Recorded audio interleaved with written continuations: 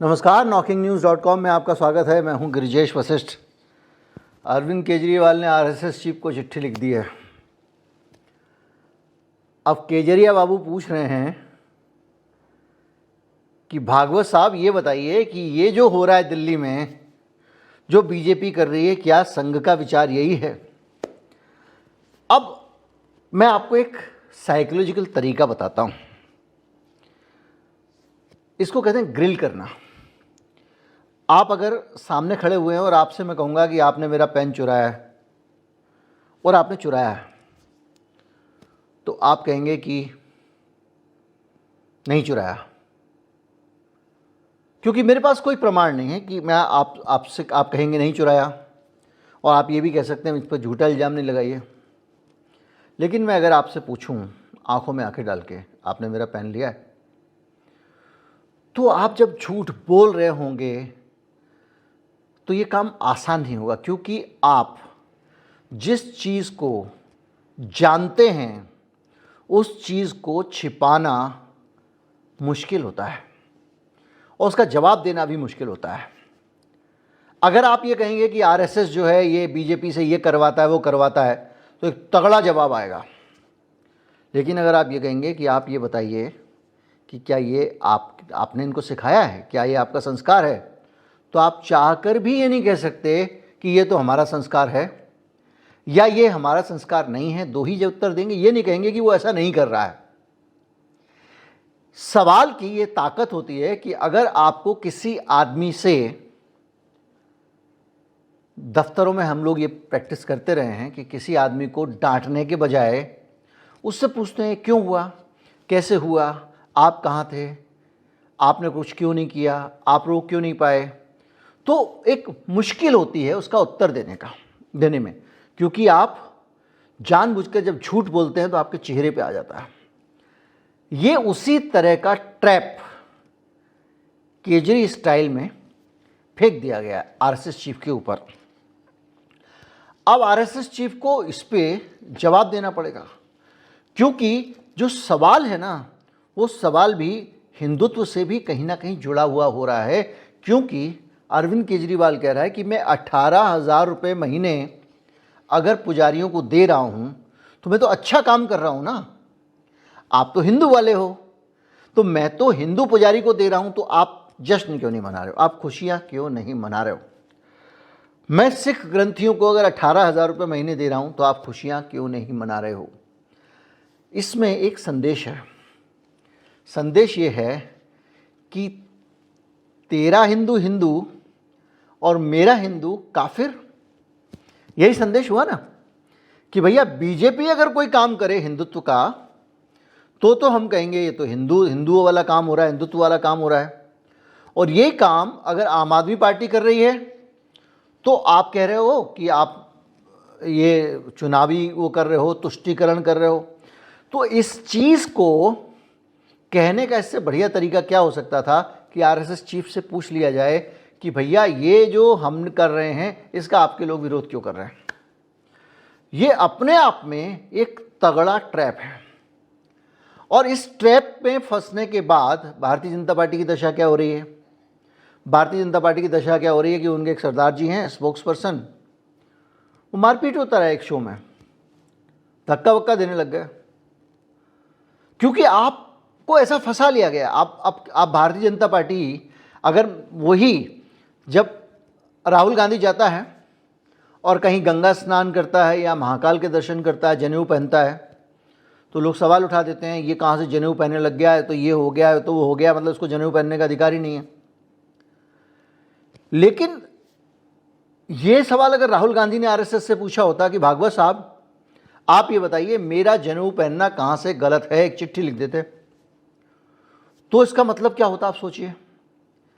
जो काम उनको समझ में नहीं आया वो केजरीवाल को आ रहा है, भेज दिया उन्होंने। अब एक चीज़ तो साफ हो गई ना कि भैया मैंने अगर हिंदुत्व के लिए कुछ किया तो आप खारिज करोगे, तो क्या आप ही हिंदुत्व के पिताजी हो? आप हिंदू के चौधरी हो? ये संदेश तो चला गया।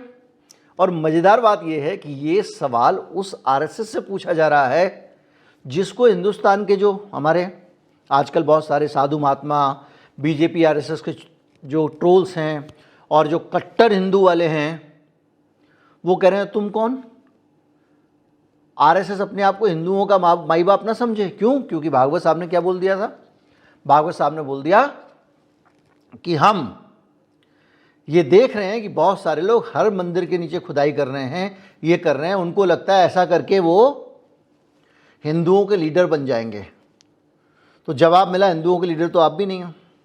अब इसके पीछे की कुछ और कहानी है जो मैं आपको बता चुका हूँ, लेकिन आज का वीडियो चूँकि केजरीवाल के ऊपर है और उसके स्टाइल के ऊपर है, और दिल्ली के चुनाव में जो इंटरेस्टिंग एंगल आ रहे हैं उसके ऊपर है, तो यहीं रहेंगे।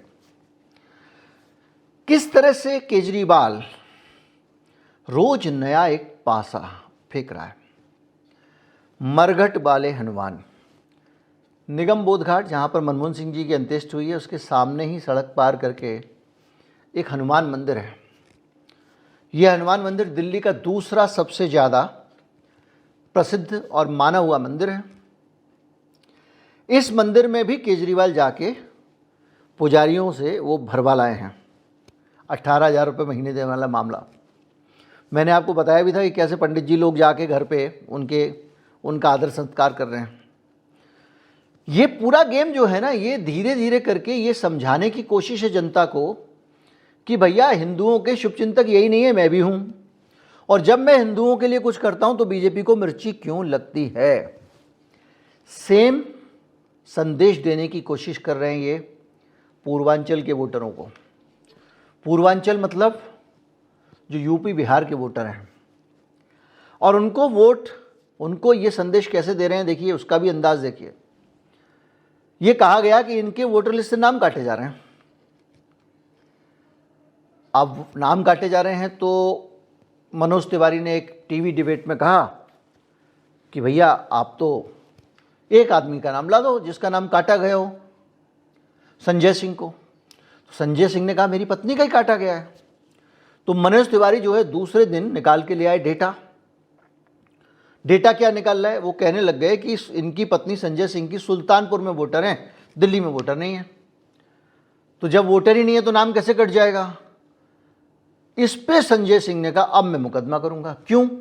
क्योंकि संजय सिंह एफिडेविट दे के पहले ही सुल्तानपुर से अपनी पत्नी का नाम वोटर लिस्ट से कटवा के उनका नाम दिल्ली में शामिल करवा चुके थे, ऐसा उनका दावा है।